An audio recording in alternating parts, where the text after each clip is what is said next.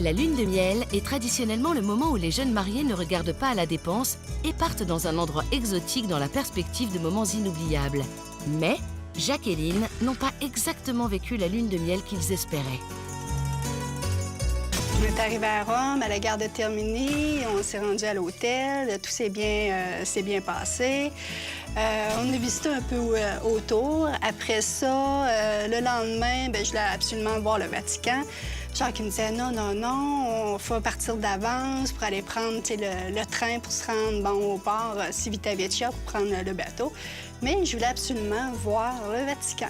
Fait qu'en vitesse, on est allé voir le Vatican, on revient à l'hôtel. Quand on a fait nos valises, on s'est dit, écoute, plein jour, midi, 500 mètres, pas trop de précautions à prendre, les passeports dans le pack-sac, alors qu'on savait très bien qu'on devrait les avoir sur nous, des choses comme ça. Quelques heures seulement avant le départ du bateau, le couple quitte l'hôtel à la hâte et se dirige vers le port. En marchant, on était rendu à peu près 200 mètres de fait de l'hôtel. J'ai senti à un moment donné comme me se faire éclabousser.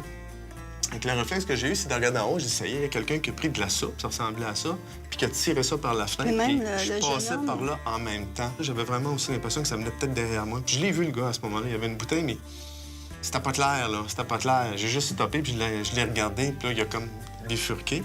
On est reparti. Mais là, je n'ai reçu d'autres encore. Puis là, Lynn me disait, t'en as vraiment beaucoup, là. Puis là, il y a un gars qui est arrivé à côté de nous, puis il a fait, ça sentait pas bon. Puis là, je me disais, ça n'a pas de bon sens que j'embarque dans le train avec ça sur moi. Puis là, mon monsieur nous a dit, je vais aller vous chercher de l'eau. Jacques et Lynn attendent sur le trottoir pendant que leur bon samaritain va chercher de l'eau à la fontaine. Fait que là, j'ai dit à Lynn, gars, pauvre gars, on va aller la rejoindre à la fontaine. Fait qu'en plus, on s'est éloigné du secteur passant pour se ramasser dans le petit coin où il y avait la fontaine. Puis là, on s'est mis à frotter. Puis là, le monsieur, il tire notre attention, il y en a encore là, regarde. Là, puis là, t'es là, puis toi, tu frottes. Puis Lynn m'amène de l'eau, j'en ai encore besoin, il y en a beaucoup. Concentrés sur le nettoyage, Jacques et Lynn ne prêtent plus attention à ce qui se passe autour d'eux. Quand on a comme sorti de cette espèce de lavage-là, période de lavage-là, parce que là, j'ai dit, correct, on est prêt à repartir, là, c'est lavé, il n'y a plus personne. C'est là qu'il m'a posé la question, Lynn, il est où le pack-sac? Là, je viens de réaliser là, que... On s'était fait avoir. Ouais. Les voleurs se sont enfuis avec leur appareil photo, leur passeport et leur carte de crédit. Ah, l'enfer. Excusez. Elle, c'était plus une grande déception. Hein? C'était son voyage de noces. Ma réaction était un petit peu différente à ce moment-là. Vu que j'étais militaire, c'était comme, il arrive un coup, on est sur le terrain, il faut qu'on se débrouille. Le couple retourne à l'hôtel et commence immédiatement les démarches pour refaire leur passeport. Puis si on n'avait pas eu le bateau à prendre, tu dis, bon, écoute, on est encore une semaine à Rome, on tente de faire des passeports. Mais là, il fallait enclencher tout de suite les mesures d'urgence. Appelle la compagnie de bateau, appelle l'ambassade et appelle les cartes de crédit.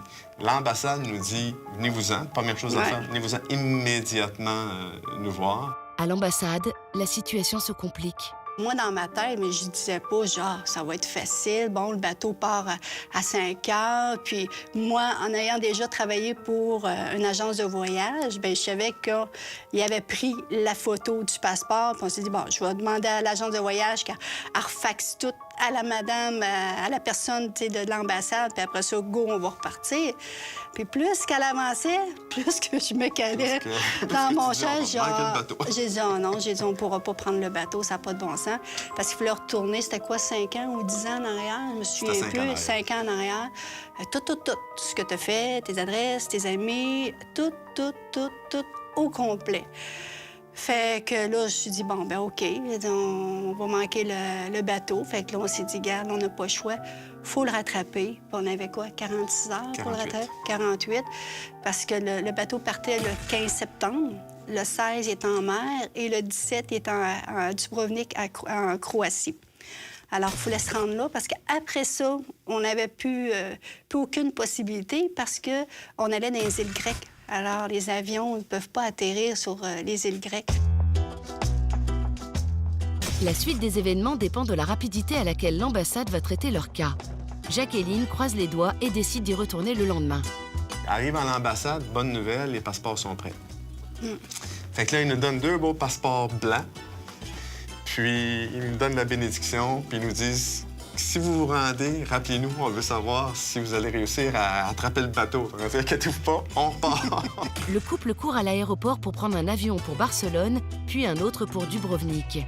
Arrivés là-bas, ils ont 2 heures pour monter à bord de leur navire de croisière avant qu'ils ne repartent. Une fois rendus à Dubrovnik, tout ce qui restait à faire, c'était de trouver un taxi pour nous amener au port. Puis le port n'est pas tellement loin. Fait qu'on part, puis à un moment donné, on voit le port, puis on voit le bateau qui est là, qui nous attend. Il est là, le bateau, qui nous dépasse à l'entrée du terminal, on pourrait dire les quais. Puis le bateau est face à moi, peut-être devant nous autres, à peu près 20 pieds en avant. Il est là, le bateau. Mais il y a une espèce de garde, là, comme on peut imaginer, là, serbe-croate, là, qui a pris un coup, puis qui est tout débrayé, puis il dit « Non, vous allez aller à la capitainerie. » Parce que j'ai dit « Non, gars, j'ai dit, on a manqué le bateau en Italie, puis on vient le prendre ici. » Le gars, c'est comme « Ah, tu sais, gars, bon... » Tu sais, deux petits clowns qui arrivent avec les valises. Il n'y a personne qui embarque ici, là. Fait qu'il dit « Il faut que vous alliez à la capitainerie. » Obéissant aux ordres, Jacques et Lynn saisissent leurs bagages et s'expliquent avec le capitaine qui les autorise finalement à monter à bord. Rendu à la cabine, Enfin. on avait une belle bouteille de champagne, puis on avait une lettre de la compagnie qui disait justement, là, on sympathise avec votre mésaventure, ça a dû être pénible, puis on vous laisse une bouteille de champagne, puis Lynn et moi, on n'aime pas le champagne. Puis dans le vol, ils nous avaient donné aussi des petites bouteilles de champagne. On avait comme voyagé à une classe spéciale là, qui donnait des petits bonus. Ben, on a bu la grosse bouteille et la petite. Le bateau. C'était bon. Ça a été, moi, je dirais, vraiment une leçon enrichissante. Entre autres, Lynn et moi, là, qu'on était vraiment une bonne équipe pour passer au travers de ça. Puis qu'on est capable de se débrouiller sur le terrain. C'est une expérience qui sort plus fort, malgré les épreuves. Moi, je pense que quand les gens, on est revenus au pays, nous demandaient qu'est-ce qu'on avait aimé dans le voyage, puis je disais à tout le monde, moi, j'ai aimé le bout, parce que ça a brassé le plus.